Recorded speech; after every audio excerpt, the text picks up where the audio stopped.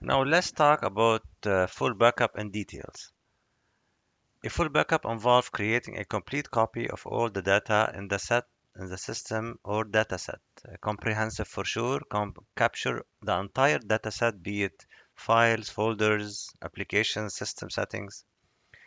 Size and time. Full backup are generally large in size because you're backing up everything and require more time due to that to complete compared to incremental and differential backups. Recovery, very simple, simplified because the recovery process involve only restoring one single file with one single backup set. As you can see on the right side, every single day you have a full backup, full backup, full backup. So it's the same exact thing almost every day.